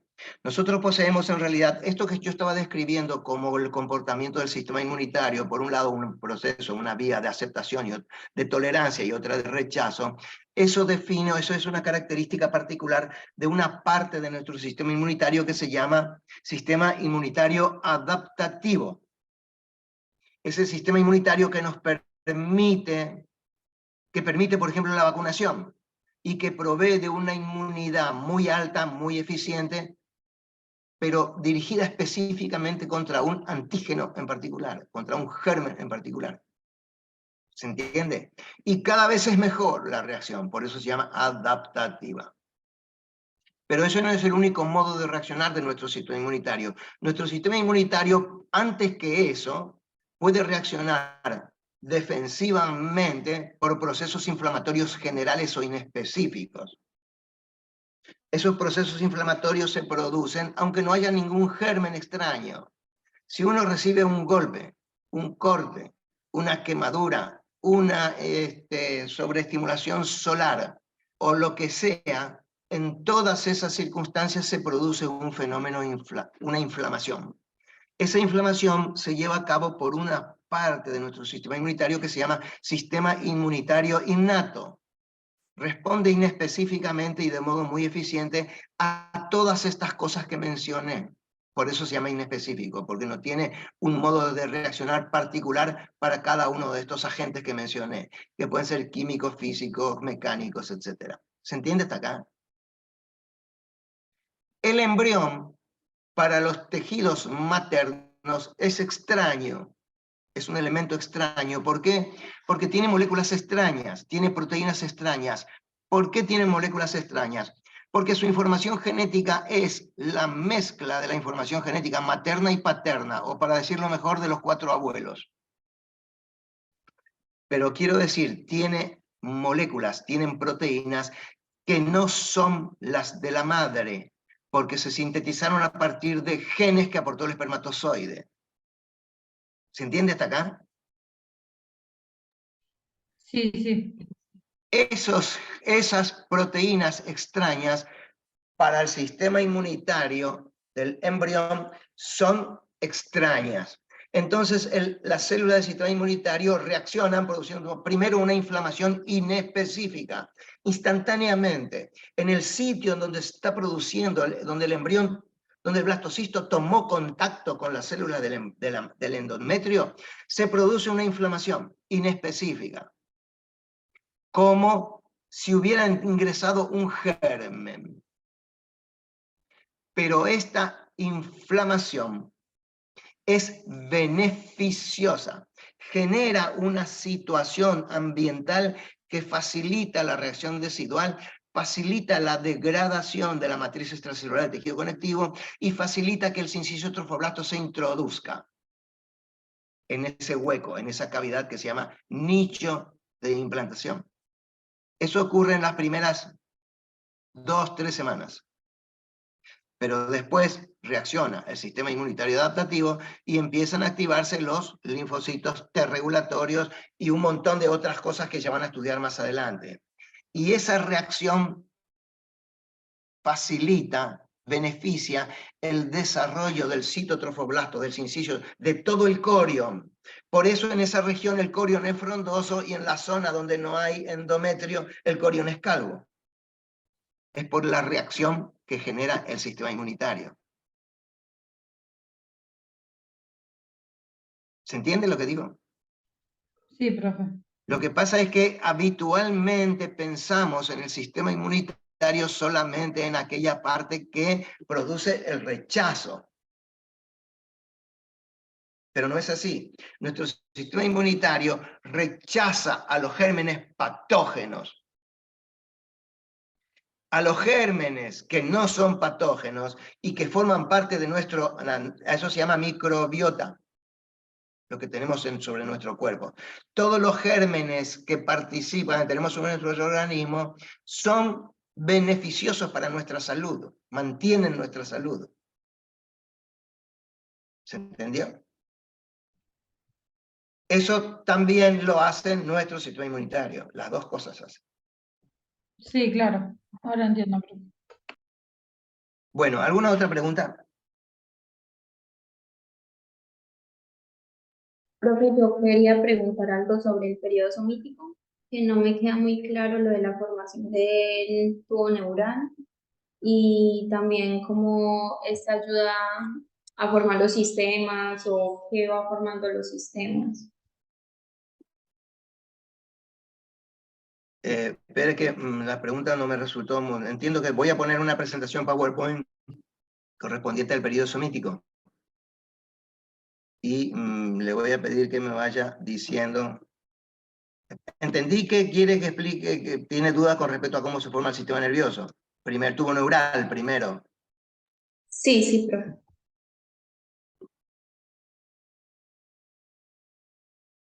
Yo voy a explicarle esto que es el principio, digamos, y después si tiene dudas me sigue preguntando. Esto que estamos viendo aquí es el estado final de la gastrulación, ¿no? Me imagino que lo conocen.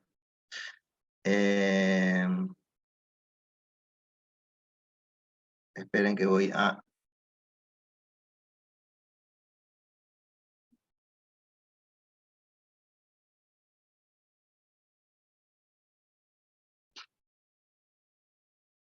Supongo que están viendo lo que estoy viendo yo. Esto es una diapositiva, es un esquema que representa, ¿no? Es una representación esquemática del estado final del periodo presomítico o estado final de la gastrulación. Es un esquema del embrión visto desde la superficie dorsal, en la que del lado derecho se representan los elementos que están en el ectodermo y de este lado, el izquierdo, es como si se hubiera quitado el ectodermo y lo que estamos viendo por debajo es el mesodermo. Esto es el estado final de la gastrulación que se describe como un embrión plano, trilaminar, con manifestaciones estructurales de polaridad cefalocaudal y de simetría bilateral y con patterning en cada una de las capas germinativas. El término patterning, si quieren simplificarlo, pueden entenderlo como un proceso de regionalización espacialmente organizado, que resultan de procesos de determinación espacialmente organizados. Aquí se ve que en el ectodermo ya se ha determinado aquí la región, ven que aquí dice placa neural, esta es la región, la futura región del prosencéfalo de la placa neural. Esta es la región que va a ser del postencéfalo y el resto todavía no se formó. Esta es la región de formación de las células de la cresta neural. Un poco más externamente tendría que estar la región que se llama área preplacodal y un poco más lateralmente el ectodermo epidérmico. Estoy diciendo todos estos nombres para que vean que realmente existieron fenómenos de determinación que hacen que en la subhoja dorsal se puedan describir varias regiones. En el lado izquierdo se puede ver que también hay muchas regiones. Eso representa el patterning que experimenta el mesodermo. ¿Hasta acá está bien? Entonces, para entender esto, cómo se forma el tubo neural, si consideramos un corte transversal que pasa, vamos por aquí, de un embrión que todavía no terminó la gastrulación, que terminó la gastrulación, digo. El corte, un corte transversal que pasa así, que tenga esta orientación, dará la imagen que se ve en la siguiente diapositiva. Dará esta imagen A. Este punto es la línea media del embrión. De modo que aquí, ahí hay un pequeño surco, en el ectodermo. Esta región es donde está el mesodermo axil. Como ven, tiene tres capas, ectodermo, mesodermo, y esta hoja muy delgada que es el endodermo, de colores respectivamente gris, rosado y amarillo. Dorsalmente, este saco es el saco amniótico, y ventralmente esto, aunque no está completo, esto tendría que estar, para estar completo tendría que ser así, el saco vitelino, ¿no? Tendría que estar puesto así, en la superficie ventral. ¿Se entendió eso? Entonces, este es un embrión que, como ven, todavía es plano, es trilaminar. Esta región es la línea media y esta región son los laterales, de modo tal que aquí hay un eje de simetría bilateral. Esto es un eje medio lateral y esto es otro eje medio lateral. ¿Alguna pregunta con respecto a este esquema? No, creo que todo está bien. Este esquema muestra muchas cosas. En principio, si uno va de A hasta D, notarán que en A los tejidos están más o menos distribuidos todos así. Perdón, voy a borrar esto. Voy a usar el rojo. Los tejidos están distribuidos así.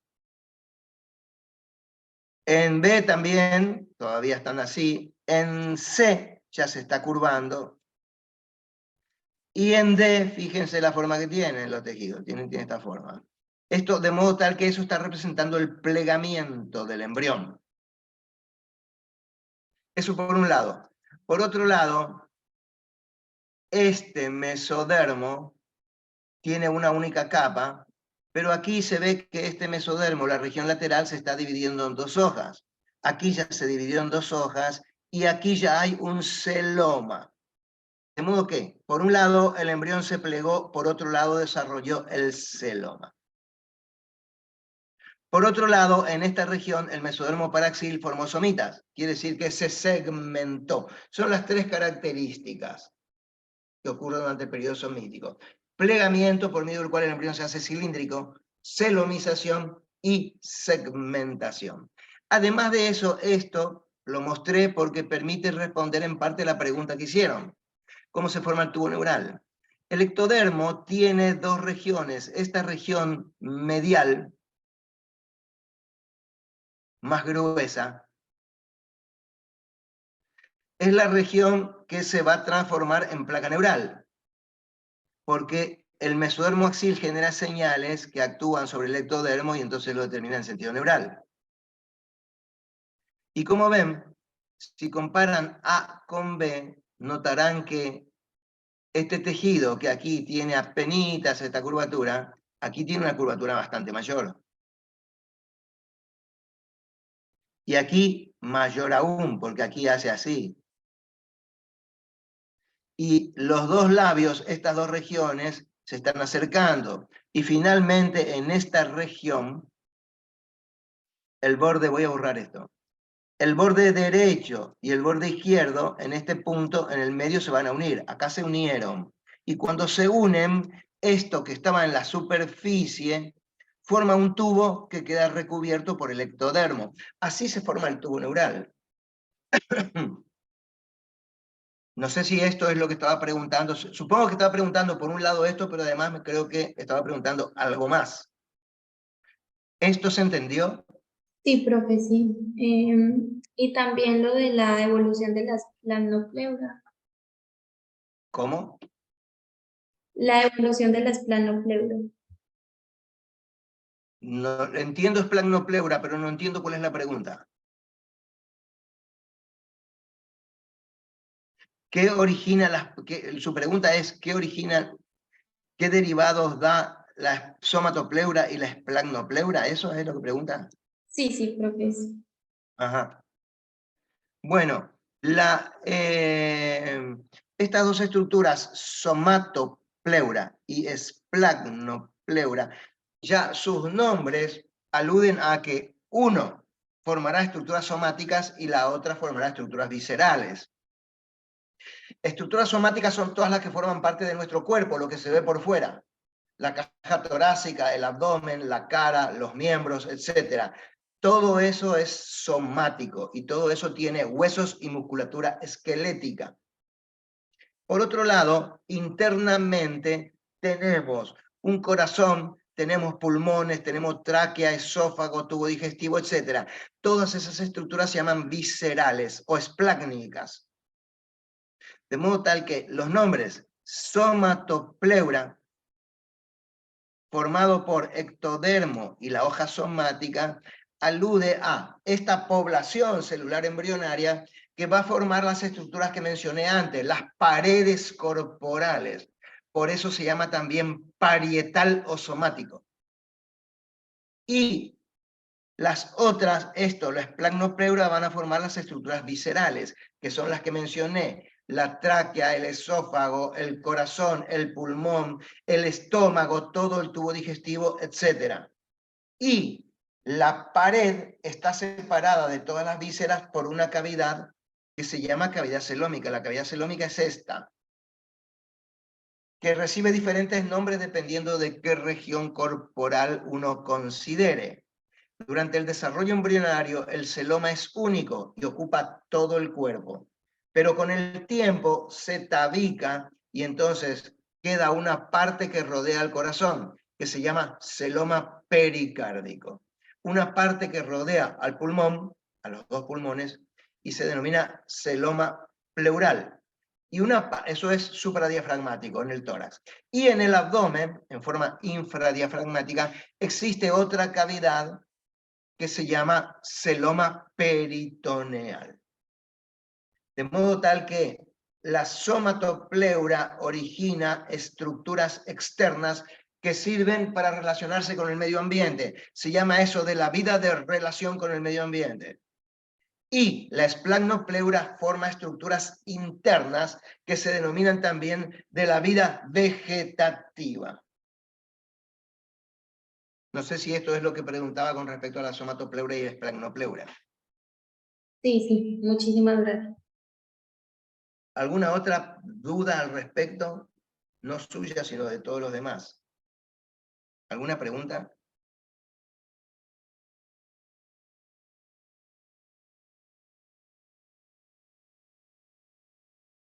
Bueno, entonces los siguientes. Bueno, llegué hasta a la placenta. ¿Alguna pregunta sobre la placenta?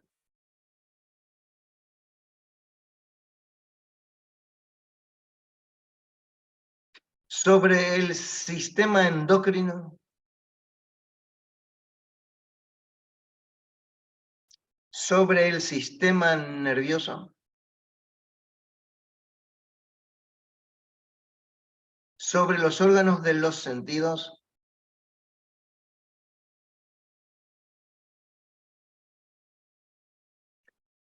Yo voy a hacer lo siguiente. Recién antes, cuando empezó esta clase de repaso, yo les había explicado que esta clase era para responder dudas, consultas o lo que sea. De modo que me parece que por ahí como no tienen preguntas, y las preguntas en general surgen cuando uno empieza a estudiar y le aparecen dudas y cosas por el estilo, lo que les propongo es que sigan repasando y cuando estemos más cerca del examen. ¿Cuándo es, Micaela? ¿Usted sabe cuándo es el examen? ¿O alguno de los alumnos sabe cuándo es el examen? Sí, profesor, el examen va a ser virtual el sábado que viene. Y 2 semanas después, o una, dependiendo de cuál sea la cátedra y todos los chicos, rinden lo que sería la parte oral. Ajá. Entonces, lo que les propongo es, no sé qué les parece, es una propuesta. Yo le voy a hablar con el profesor titular de la cátedra y le voy a proponer que, por ejemplo, para el viernes a la tarde, por ejemplo, que estamos un día antes del examen, estaremos, que hagamos otra clase de repaso. De modo tal, me imagino que ustedes ya habrán leído muchas cosas y me imagino que tendrán muchas dudas y entonces van a tener muchas cosas que preguntar, imagino. Y me imagino que va a ser útil porque estaremos un día antes del examen y seguramente van a recordar mejor las cosas, las dudas, ¿no? Las cosas que repasemos. Sí, No sé profe, qué les sería parece. bueno. Sí, sí. Profe, pero tendría que ser por la tarde porque, por ejemplo, yo ese Por la tarde, sí, viernes por la tarde. voy a tener clase. Por la tarde, sí. Ah, ok, ok. Por la tarde, y eso lo vamos a anunciar, seguramente el doctor Ríos se va a comunicar con ustedes y lo va a anunciar, va a elegir el horario. ¿Cuál sería el horario más apropiado? ¿Las 3, 4 de la tarde, algo así? ¿5? Sí, como 3 estaría bien. Bueno. Profesor, para avisarle que lo más probable es que se haga Zoom, porque YouTube no nos estaría dejando a nosotros hacer el vivo no sabemos Es por que yo qué. creo que es mucho más útil una reunión como esta que se hace por Zoom, en la que los alumnos preguntan directamente sus dudas, porque la otra modalidad de comunicación con los alumnos es muy lenta. A mí me parece que lo mejor es este tipo de actividad, en la que los alumnos pueden ingresar y preguntar todas las dudas que puedan tener en relación con las cosas. Se parece más a una clase presencial, ¿se entiende? Es más dinámica, es más fácil. Para mí es más fácil. Si quiere, De modo profesor, que para mí es una alegría que sea por Zoom. lo que podemos hacer, profesor, es que si nos deja hacer el vivo YouTube, lo hagamos en vivo, pero que también los chicos se puedan unir Sí, al Zoom y que quede directo grabado. claro, que sea híbrida. Sí, las dos cosas en simultáneo para que quede grabado. Sí, sí, sin duda. Es lo mejor. Y también dándole a las personas que estén mirando el canal de YouTube que también puedan hacer preguntas a través del chat, las dos cosas. Que los que están presentes acá en el Zoom lo hagan sus preguntas en forma verbal, oral, y los otros hagan sus preguntas en forma escrita. Entonces va a ser mucho más útil. Así que Profesor, esto es antes todo que lo que le puedo... termine, me acabo ¿Cómo? de acordar que ese día ya va a haber un Zoom a las 2 de la tarde. Está lo de historias clínicas y ya se hace un Zoom ese día. ¿Está qué Mayormente cosa? ¿Qué hacemos cosa? un Zoom de historias clínicas que la hacen unas doctoras. Es de 2 a 4 de la tarde. Me ¿De acabo de historias acordar. clínicas de qué? ¿De qué de historia clínica?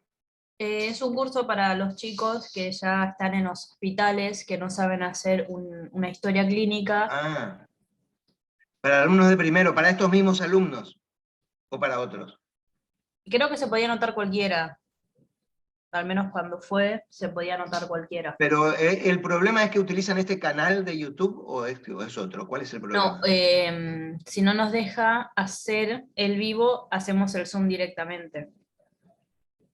O nos acomodamos a otro horario, como usted quiera. Puede ser, en vez de ser las 2 o las 3, pueden ser las 5, puede ser, ¿se entiende? A la hora que ustedes quieran, no tengo ningún problema. En el chat Yo están mi preguntando única si... preocupación, mi único interés es colaborar lo máximo posible en aumentar el rendimiento académico de los alumnos. Esa es la cuestión. De modo tal que desde ese punto de vista, yo no tengo ningún problema en que sea en cualquier horario. Sí, o el viernes a la mañana, o el viernes tipo 5 o 6, que se haga, que yo voy a estar, así que yo lo podría hacer tranquilamente. Bueno, arréglenlo, Micaela, arréglenlo ustedes con el profesor titular y después el profesor titular me va a decir a mí. Listo, Porque ahora yo puedo hablar con el profesor titular, pero no sé cuál es la conveniencia de los alumnos. Ustedes saben la conveniencia de los alumnos. ahí en el chat están poniendo que a la mañana estaría bien. Estoy leyendo acá. Bueno, bueno. Bueno, está bien. A ver, esperen un ratito que me miro mi agenda. Sí, obvio, profesor.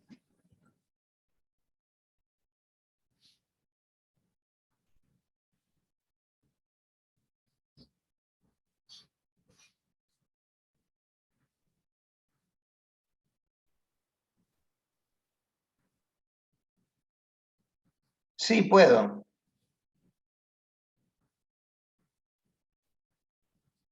Sí, yo puedo, supongamos a las 9. Yo voy a estar ocupado de 8 a 9, pero después de las 9 no tengo ningún problema. Si quieren, si a los chicos que están acá les parece bien, 9, 10, a Sí, partir de las 10. está bien, no tengo ningún problema. Si quieren, lo hacemos hasta las 12, o si quiere Sí, alargarlo, me avisa. Como- sí, sí, sí, sí. Pero para eso necesitamos preguntas. Claro, antes, y que termine para antes de las 2, que es cuando empieza el curso de historias clínicas. Sí, sí, sí, sí. Sí, sí, sin duda. Bueno, a todos los alumnos que están acá presentes, a ninguno de los cuales veo, porque están todos con sus cosas, sus apagadas, sus pantallas apagadas, les saludo y que tengan un buen fin de semana. Profe, antes de, le quiero avisar a los chicos que se va a hacer, como siempre, voy a pasar el link por el vivo de YouTube, por el chat, que se fijen ahí y que lo voy a mandar por ahí, así los chicos se pueden unir. Claro. Bueno, muy bien, entonces nos despedimos, Micaela. Listo, Y profesor. también a Schumacher, Bruno, Evelyn, Carolina, una persona de un nombre muy largo, Isabel Villaneri, Ramírez Barrientos, Laura Medina y Marilyn. Nos vemos la próxima semana. Espero que les vaya bien en los exámenes, no solamente de embriología, sino que los demás también. Bueno, gracias. Gracias, profe, que le Gracias, vaya bien. Chao, Gracias, chicos, buen nos fin de. vemos. Buen fin de. Nos vemos.